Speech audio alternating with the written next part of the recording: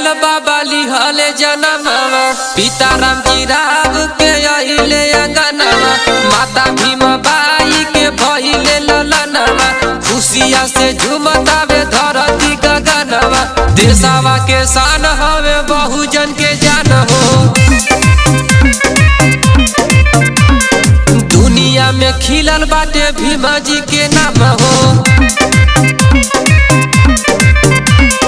14 अप्रैल बाबा लिहले जनमवा।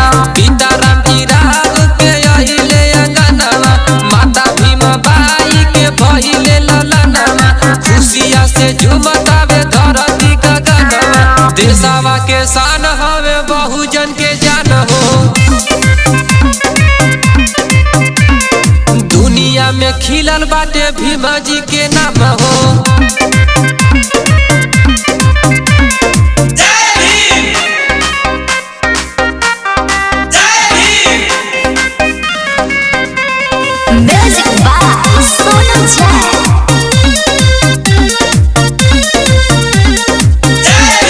बहुजन के देले हवे बाबा जीवन दान।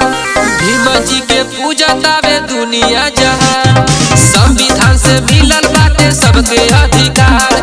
बाबा साहेब के जाने पूरा संसार। देशवा के शान हवे बहुजन के जान हो। दुनिया में खिलल बाटे भीम जी के नाम हो। 14 अप्रैल बाबा लिहले जनमवा। पिता राम जी राव के अइले अंगनवा।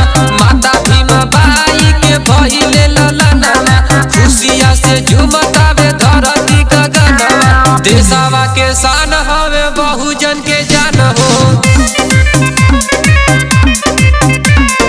दुनिया में खिलल बाटे भीम जी के नाम हो।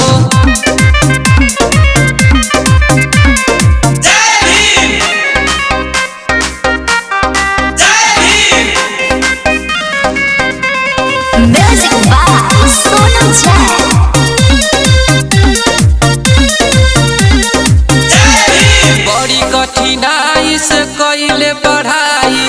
दलितन के बाबा लड़ले लड़ाई। भीम जी पे हमके हवे नाज हो। पूजे चरण सोनू राकेश धनी राज हो। देशवा के शान हवे बहुजन के जान हो। दुनिया में खिलल बाटे भीम जी के नाम हो। 14 अप्रैल बाबा लिहले जनमवा।